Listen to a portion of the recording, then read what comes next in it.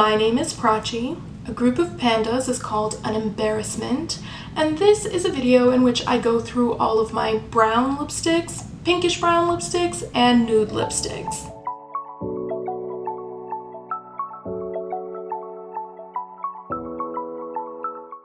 Hi, hello, I'm in my new apartment. I'm actually in my room. You may see me like moving around a bit and filming in a couple different locations while I figure out what the best place to film here is, because my own room doesn't have any natural lighting. I'm currently being illuminated by a desk lamp. So my filming situation, it might be this forever. It might be the end of natural lighting for me. Perhaps I shall only ever now be illuminated by the harsh LED glow of my desk lamp.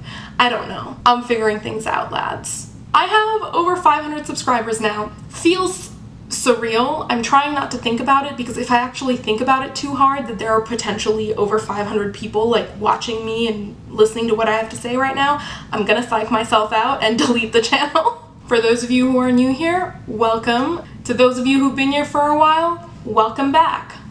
I think I just accidentally stole a bit from Curtis Connor. My bad. Anyway, if you're new here and you'd like to know a little bit about me, hi, my name is Prachi. I tend to start most of my videos with a fun fact. I live in Toronto, Canada. I'm 25 years old. If you really want to know more about me, I'm gonna link a video in the cards where I did Fun Facts Prachi edition and gave 25 fun facts about myself. In the cards, I'm also going to link my no-buy rules and reasoning. Why did I go on my no-buy? What are my specific rules? And I'm gonna link a playlist of my check-ins. Because if you want a sense of how my no-buy year has been going, you don't have to go back and watch every single one of my videos. You can just kind of watch my monthly check-ins for a feel of what's been happening and how things have been going. Also, I'm not straight. Figured I should get it over with. If you want to see a video where I have a very genuine oh shit moment and accidentally come out while ranting about James Charles of all people, I'm gonna link that video up in the cards as well. I think that's enough of an introduction to me. Let's get into an introduction to this actual video. By popular demand from my last poll, I've split this video up into multiple parts. What this basically is me going through my entire collection of lip products. All of my lipsticks, all of my lip glosses. The reason why I decided to do this video is because I moved very recently, like literally 2 weeks ago. And in that process, I was forced to go through every single bag and purse, every single nook and cranny, every single cupboard and drawer, and I discovered just loads and loads of makeup that I had forgotten I owned. Makeup that I had just like haphazardly tossed into the back of a dresser drawer, or, and this happened quite a few times, makeup that I had like thrown into a purse that I was using at one point in time, and then I decided to stop using that purse without ever actually cleaning it out. While I did find makeup of all different types just like spread out around my house, the vast majority of what I found were lip products. And the end result of finding all of this makeup and finally trying to put it all into my one storage container. This, what you're seeing right now, this is what my makeup is stored in. I've always maintained that all of my lipsticks need to fit in the top 2 drawers of that Muji container. And after I'd found all of these random extra lip products wandering around the house, my lip products no longer fit in the space that I had assigned for them. And so what I decided to do is sit down and go through all of my different lip products, every single thing in my collection, and sort things into 3 different categories. The first categories are the lip products that I know I love. So these are the things that I've used a lot. I could give you a full review on them. These are the lipsticks that if you asked me about them, I could talk to you for like 5 minutes straight about what they are, how they look on me, how I wear them, how I like them. They're my most beloved and prized lipsticks. The second category are lip products I don't have feelings about. Maybe I bought them and just never used them. Maybe they were a thing that I found while I was moving and I have no recollection of how they perform. Basically, products about which I could not have a 5-minute conversation with you. I have no idea how I feel about them. That second sort of purgatory limbo category of products, those will be products that will be aggressively going into shop my stashes. As a matter of fact, one of those products, the NYX Soft Matte Lip Cream in Rome, is what's currently on my lips right now. My plan is to actually force myself to use them and shop my stashes and then develop an opinion on them. Decide whether they're worthy of entering my permanent makeup collection or whether they're going to join the lipsticks in the third and final category, which is the category of products that I'm decluttering into a box. Now you might wonder why it is I've chosen to declutter things into a box instead of just decluttering them entirely. I'm gonna link a video up in the cards above where I discuss my ADHD and the relationship that I have with decluttering makeup items. But in case you don't want to watch that entire rambly get ready with me, for a lot of people, decluttering is very difficult because they have difficulty letting go of items. My problem is that I let go of items too easily. I declutter without a thought. I'm a person who has a history of very, very viciously and impulsively decluttering items and then being forced to go out and buy replacements or near replacements. Because of my fraught history with that, which I discuss in much greater detail, especially as it links to ADHD in the video that I've linked up above in the cards, I'm purposefully decluttering things into a box as an effort to curb my own impulsive decluttering tendencies. Because this way, if I accidentally end up getting overly zealous and getting rid of a thing that it turns out I actually have a use for, I can still go back and get that thing. And one of the things I'm gonna say up front right here, right now, is that this is not a very harsh declutter. In this particular video, I think the total number of lipsticks I end up decluttering is like 2, maybe 3. Because the fact is, this is quite possibly the most well-reasoned, rational, and least frenzied declutter that I have ever done in my life. Because for the first time in my life, I'm going through my makeup collection not in a state of emotional stress where I'm just trying to get some aspect of my life organized, but instead from the perspective of mindfulness and genuinely asking myself how I feel about each piece of makeup. I'm not just recklessly throwing stuff away the way that I did in the past. You might not perceive the fact that I chose to declutter very few things as a victory, but I do. Anyway, this intro has gone on for so long, so without any further ado, let's get it.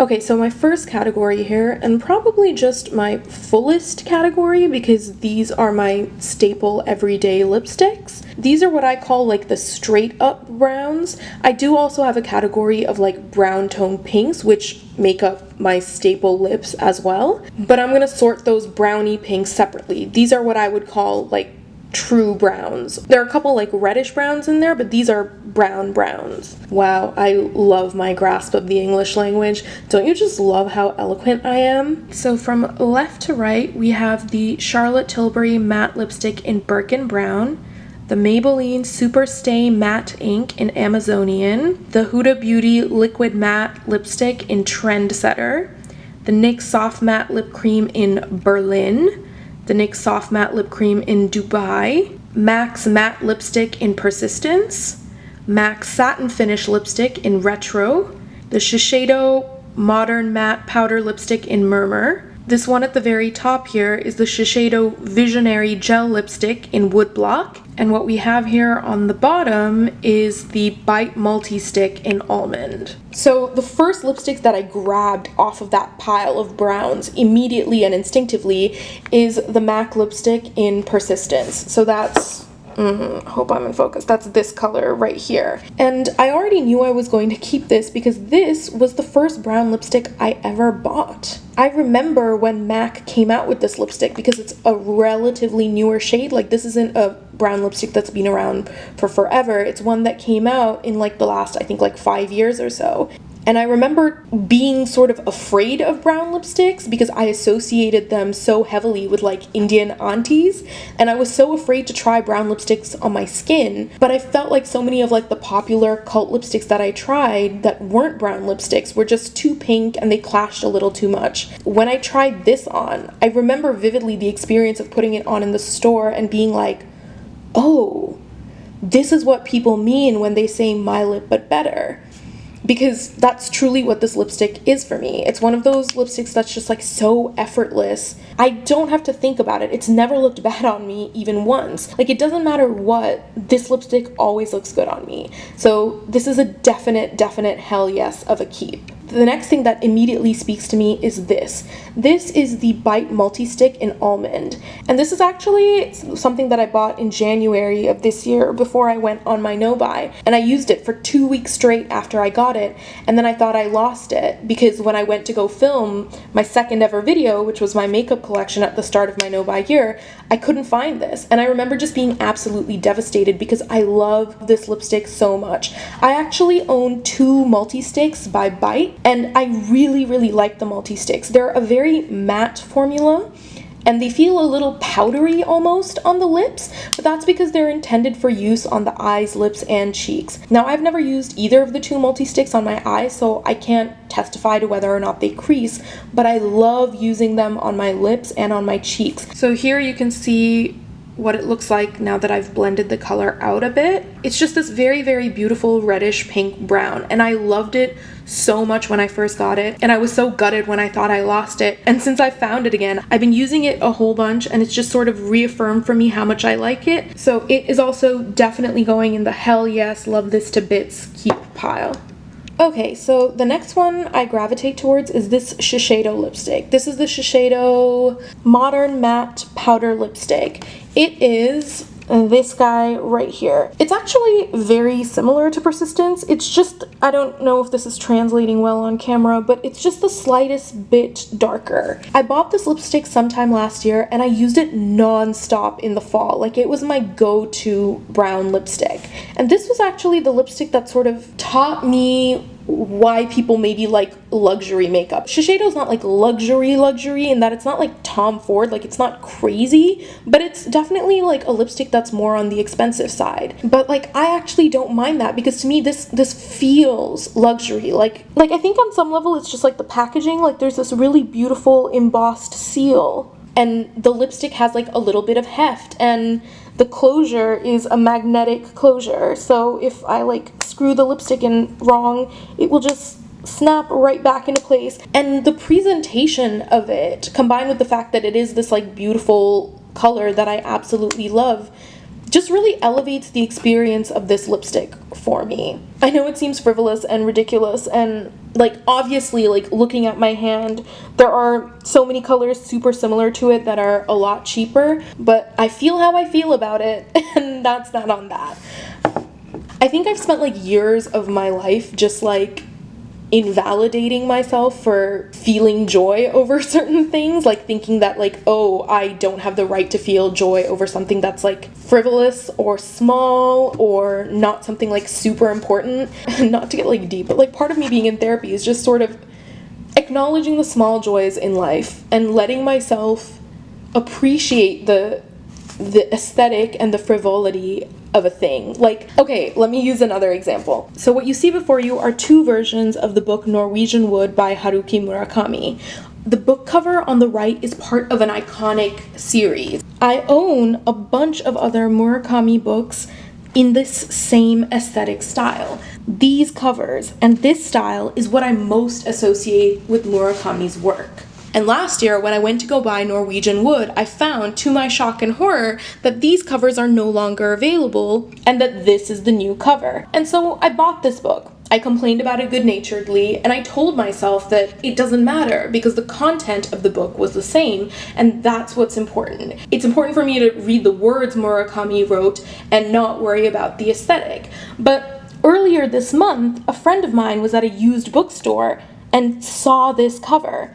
And she called me and asked me if I wanted it, if she could buy it for me, because she'd heard me complain many a time about how much I hate these new covers and how I so much prefer the style on the right.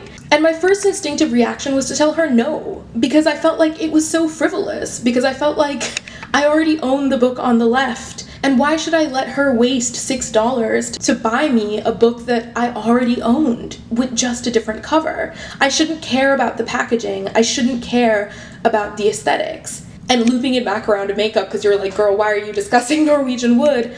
I've been the same way around makeup. I always try to tell myself, like, no, the packaging doesn't matter. You should care only about, like, the contents on the inside. Ignore the aesthetic entirely. Like, the aesthetic has no value at all. The only thing that has value is what's on the inside.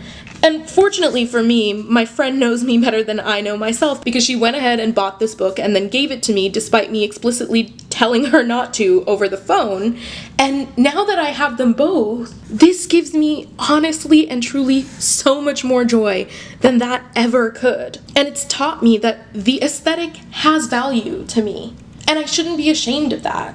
That's not to say that I give it entirely to the aesthetic. It's important that the lipstick work, but that it's okay for me to value the aesthetics of a thing. It's okay for me to consider the aesthetics as a factor which brings me joy. It's not shallow or frivolous of me. And so I'm letting myself enjoy all of the things I own on multiple levels now, not just purely for their content, but also for their design. Y'all, we are literally not even through the first category of lipsticks, and I've already gone on such a tangent. I'm gonna speed this up a little bit. The next lipstick I immediately want to actually grab is this Charlotte Tilbury lipstick in Birkin Brown. That's this darkest shade of brown all the way to the very left. So the reason why this one stands out to me is because it's sort of singular in its color. It's the darkest of all the brown lipsticks I own, and it has this beautiful red undertone to it. And there is something sort of different about Charlotte Tilbury's Matte Revolution formula in that they're not very pigmented.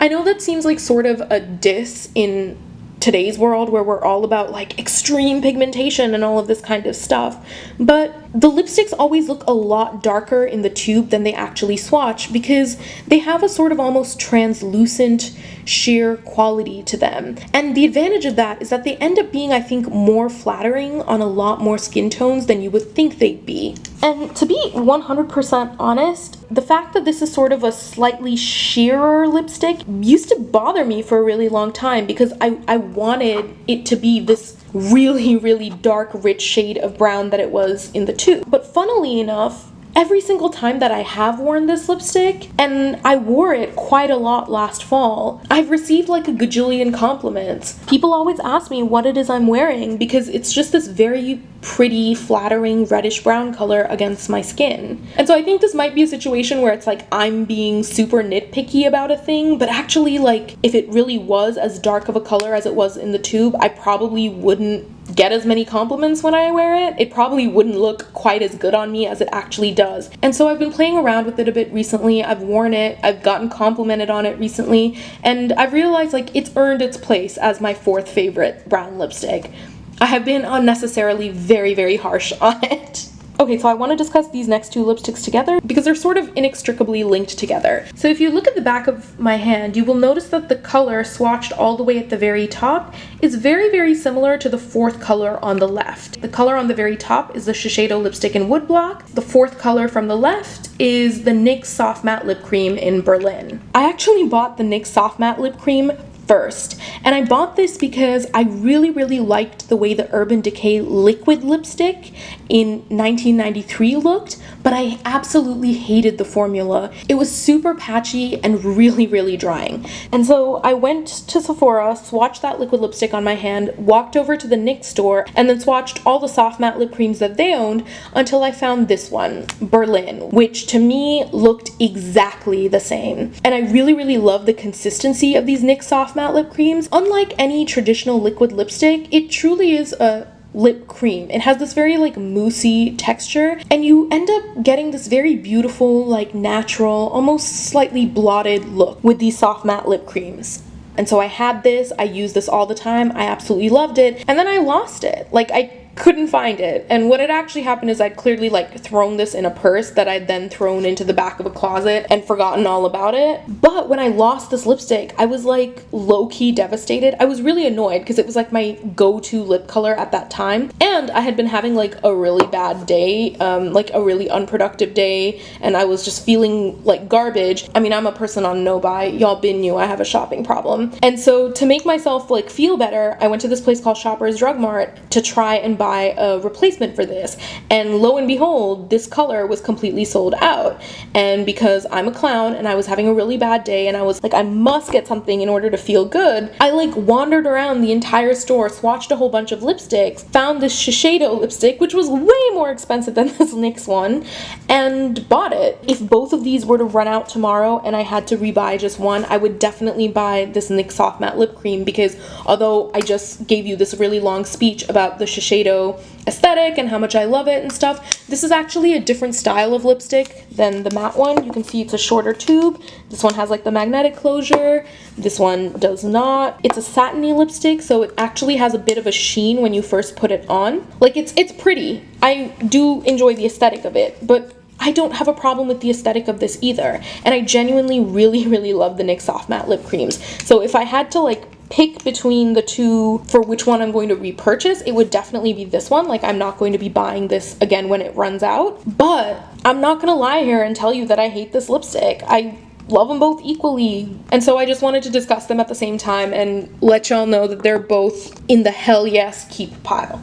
Alright, so these remaining 4 brown lipsticks, I have not tried enough to actually know how I feel about them. I will discuss the circumstances under which I bought them so that you kind of know what I was thinking of. This NYX Soft Matte Lip Cream in Dubai, this was like a dumb impulse purchase. There was no rhyme or reason for why I bought this aside from I was just like having a bad day. And of all of the lipsticks that I've swatched, it's actually the coolest and most gray toned. So I think I'm definitely gonna keep it for now, try it on for a little bit, especially in fall, and see if I kind of enjoy how gray toned it is, or if I just like think it's not for me and that I should declutter it. The other 3 are more considered purchases. The one that I remember using the most was actually this Huda Beauty Liquid Matte in Trendsetter. I remember liking this a lot and thinking that of all of the liquid lipstick formulas that were out at the time, this was one of my favorites. It's like a little bit thinner and more watery. I remembered really liking the color. I mean, of course I would. It's a brown. It's actually, of all of the browns that I have swatched on my hand, it's this 3rd one over here,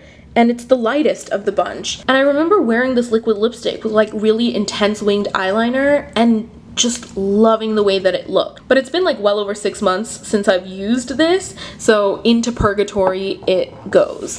This one I bought because of a barista at Starbucks.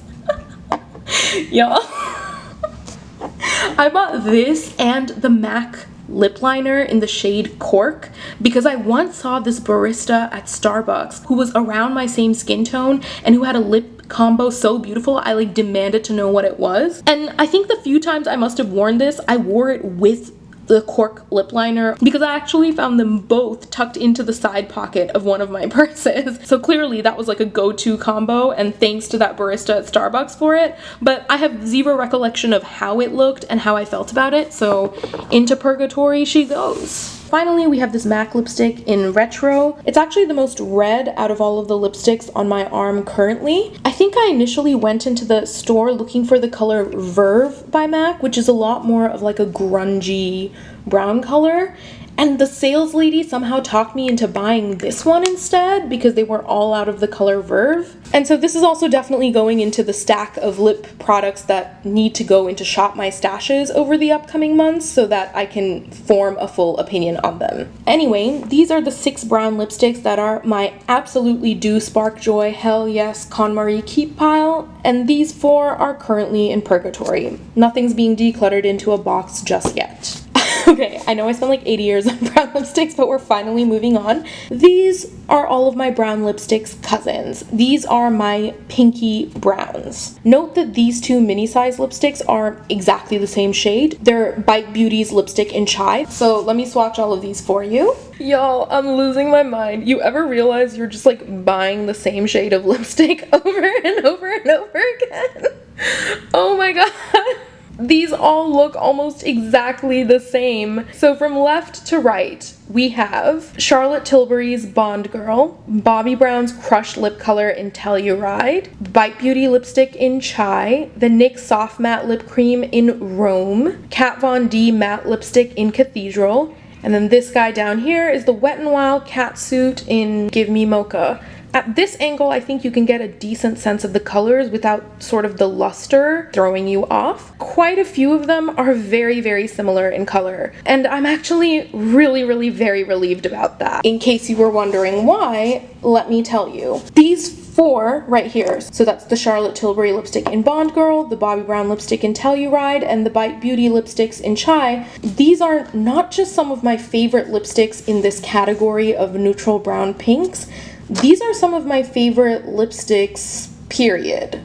Not to spend too much time down lipstick memory lane, because we've already spent the last god only knows how many minutes with my brown lipsticks doing that, but this Charlotte Tilbury lipstick in Bond Girl was the very first truly high-end lipstick I bought. I remember watching the iconic wedding makeup tutorial that Charlotte Tilbury did of Amal Clooney's wedding makeup, and just immediately thinking I needed this lipstick. And when Charlotte Tilbury finally became available in Canada, I remember like saving all of my money and buying this. Birkin Brown itself has been used quite a bit, and it looks pristine in comparison to how much this Bond Girl lipstick has been used. This was just one of those instances where like I bought into the hyped up extravagant way in which Charlotte Tilbury talks about her own products. And I mean, I definitely enjoy using this lipstick, but I also don't think it's like all that. And I mean, like, I think the swatches on the back of my hand are a testament to how this is not necessarily a singular color. But over the years, as I've done series of successive KonMari declutters, this has always remained because of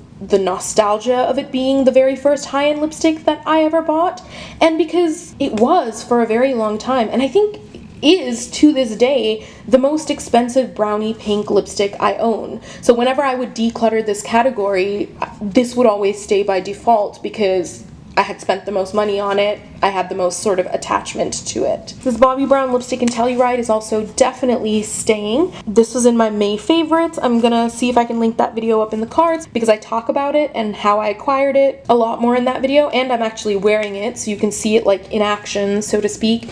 This is it. Like if I lost all of these pinky brown lipsticks tomorrow and I could only buy one, this would be it. If I could only buy 2 lipsticks, I would go out and buy this Bite Beauty lipstick in Chai. This lipstick is one of those instances where it's like, oh, it's not just that the color is like a beautiful color that I absolutely adore and would wear all of the time and gravitate towards. It's like the name of it. It's chai. As a Desi person, like chai is it. Like chai is our entire culture. I love how comfortable of a formula this is. I love how just it looks so effortlessly good on me. I cannot tell you how many days have passed since I got this lipstick in January 2018 where all I have worn is this lipstick, eyeliner, and concealer and called it a day. If I just want to look good, like if I want my face to look more alive and perked up and I want to seem a little bit put together but still like in natural-ish makeup, so to speak, this is the lipstick I go for.